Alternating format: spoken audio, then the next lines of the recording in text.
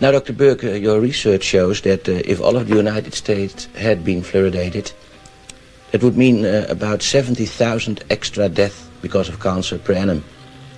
Those are remarkable, impressive, and in fact rather disquieting figures.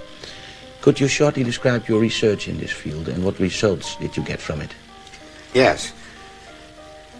The 70,000, of course, would represent 1/5 of all the cancer deaths in the United States, twice as many from breast cancer in women, and twice as many as from lung cancer in man. Our studies involved comparing the deaths of all persons in the 10 largest fluoridated cities of the United States with the 10 largest non-fluoridated cities in the United States year by year. And we obtained a very remarkable curve, which you can see here perhaps. Here is the fluoridated, and here is the non-fluoridated set of 10 cities each. Here's where the fluoridation started, and before this time, both sets of cities were identical. But no sooner had fluoridation started than this curve began to go up, the deaths began to increase, so that this effect occurs very promptly within 1, 2, or 5 years. Now this, sir, is conclusive evidence that fluor kills because of cancer. It is one of the most conclusive bits of scientific and biological evidence that I have come across in my 50 years in the field of cancer research.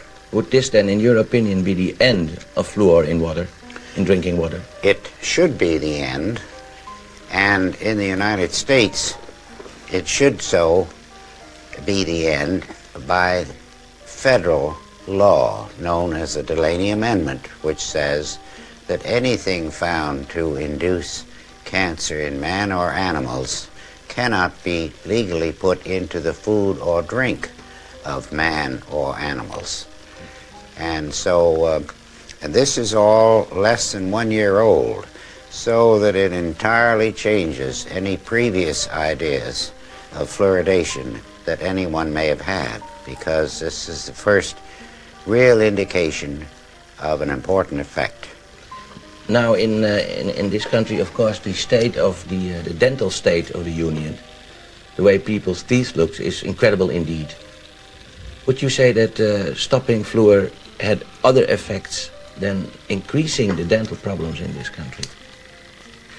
Well, I would rather look at it that it would certainly help the cancer death situation in this country, which I'm sure most people would agree is far more important than a temporary benefit to teeth in adolescent children. Now this, you see, amounts to public murder on a grand scale. It is a public crime, it would be, to put fluoride in the drinking water of people. Now, the children of this cameraman and mine, sir, take fluor. Should we stop this immediately?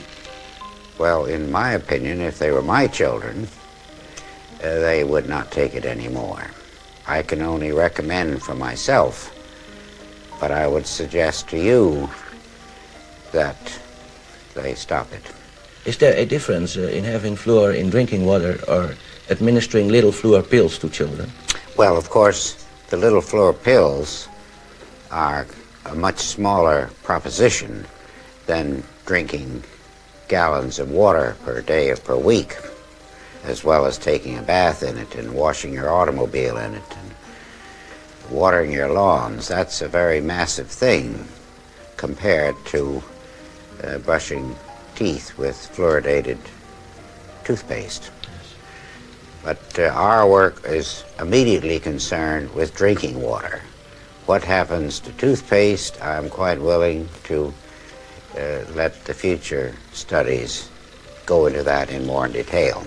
There is, of course, you talk about murder, sir, an ethical aspect to all this, a law aspect, an aspect of people's inhumanity to people. What is your idea about how should this be implemented in our society? the ethical aspects of administering poison, as it were, to people?